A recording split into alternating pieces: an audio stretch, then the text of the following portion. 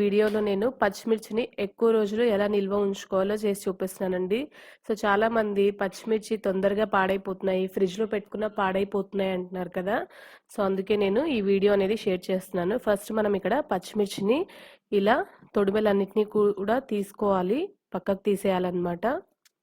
ఈ తొడిమెల వల్లనే మన పచ్చిమిర్చి అనేది తొందరగా పాడైపోతుంది. సో ఫస్ట్ మనం ఇలా తొడిమెలు తీసేసుకోవాలి.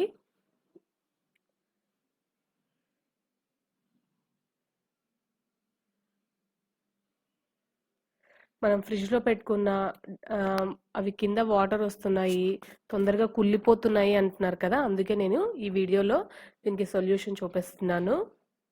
ఇలా పచ్చిమిర్చిని అన్నిటినీ కూడా ఫస్ట్ తొడిమెలన్నీ కూడా తీసేసి ఒక బాక్స్ తీసుకోవాలండి. నేను ఇక్కడ డబ్బాలో స్టోర్ చేస్తున్నాను. ఇలా ఒక 8 కంటైనర్ తీసుకుంటున్నాను. ఇలా ఒక డబ్బాలో ఫస్ట్ ఇక్కడ నేను కింద టిష్యూ వేస్తున్నాను. మీ దగ్గర టిష్యూ లేకపోతే న్యూస్ పేపర్ అయినా వేసుకోవచ్చు.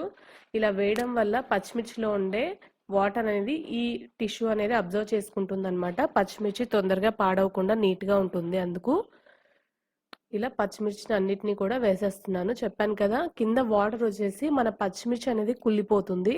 ఇలా టిష్యూ వేయడం వల్ల ఆ వాటర్ని ఈ టిష్యూ అబ్జర్వ్ చేసుకుంటుంది అనమాట.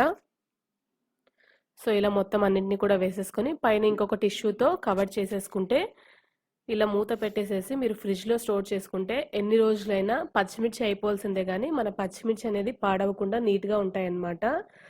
సో అందుకే నేను జస్ట్ ఒక 2 మినిట్స్లో మీకు ఈ వీడియో అనేది షేర్ చేస్తున్నాను. ఇలా స్టోర్ చేసుకోవడం వల్ల మన పచ్చిమిర్చి ఎక్కువ రోజులు ఉంటాయి. మీకు ఈ వీడియో నచ్చినట్లయితే లైక్ చేయండి, షేర్ చేయండి. మరెన్నో రెసిపీస్ కోసం నా ఛానల్ని సబ్స్క్రైబ్ చేసుకోండి. Thank you.